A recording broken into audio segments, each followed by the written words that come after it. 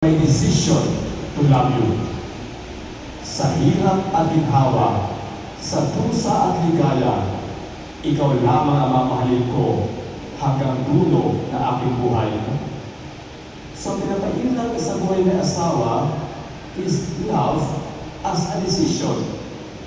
Kahit minsan nakatagpuan kayo maghapon, pero minsan sa buhay mo, nagpasya ka. Mamahalin mo itong tao to, hirap man o ginhawa, kalusugan man o karamdaman.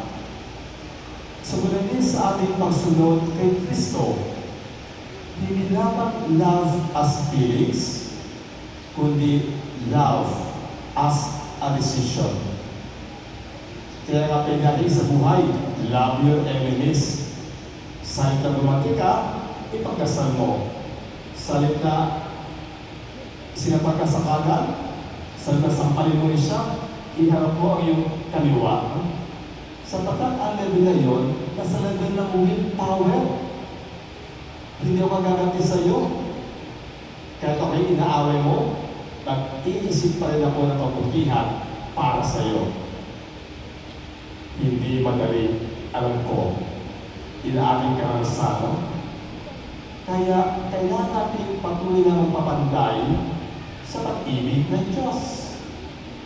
Kaya tayo sinisimba, kaya tayo nagdarasal, hindi lamang tungkol sa ating prayer request, ito'y tungkol sa pagpapalaki ng ating pag-ibig at puso. Magdasal tayo, sumamba tayo, lumapit sa Diyos, hindi lamang para humingi ng tulong, kundi para magpapanday ng ating puso ay maging katulad ng puso ng Diyos. Hindi madali, kaya it needs a lifestyle para ating puso ay unti-unti lumaki katulad ng puso ni Jesus. Ang sabi ni Kristo sa Ebanghelyo, love one another, may kurutong, as I have loved you. Si Kristo buhay, kapiling natin sa kasalukuyan in spirit and truth.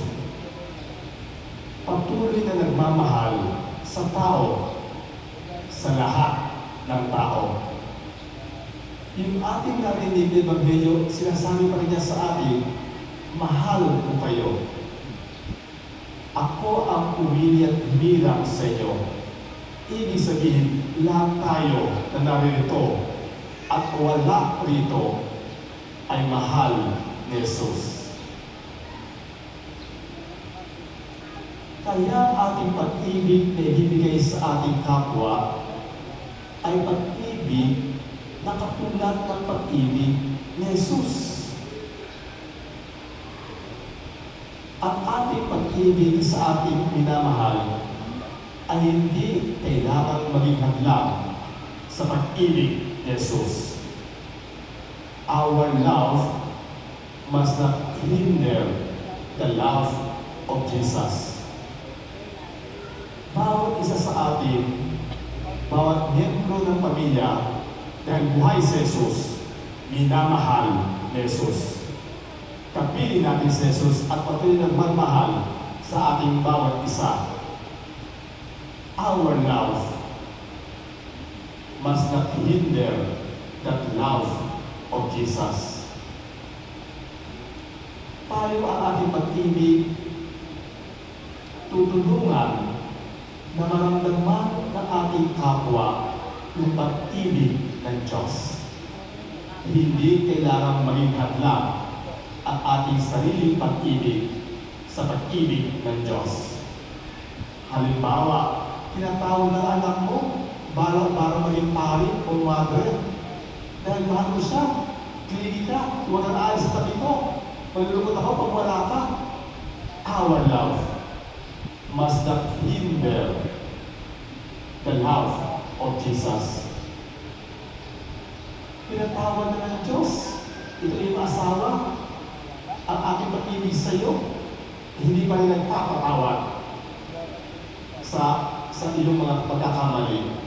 Ang ating uwi na relasyon sa Kanya hindi kailangan maging hadlang sa pag-ibig ng Diyos sa Kanya. Ibang level, hindi lamang I love you, kundi I will love you because Jesus loves you. The reason Lord loves you. Kaya ang uri ng pag-ibig na ibabato ko sa iyo ay sapagkat nakita ko ang pag-ibig ng Diyos sa iyo at ang aking pagmamahal tutulungan para hindi ko maranasan ang pag-ibig ng Diyos. Mga magulang, mahalin ang mga anak katulad ng pag-ibig ng Diyos sa kanila. Hindi lang sila mga anak ninyo, kundi sila nila'y anak ng Diyos. Mahalin sila bilang anak ng Diyos. Mga anak, mahalin din ang mga magulang. Kung sila'y inuunawa ng Diyos, unawain din ang inyong mga magulang. Mga kapatid, sa kanyang kapwa kapag sa kanyang kapatid, sa kaibigan, sa kanyang kaibigan. Hindi lamang I love you. Hindi lamang mahalaga ka sa akin. Mahalaga ka sa akin sapagkat napakahalaga mo sa Diyos. This is my commandment. Love one another as I have loved you.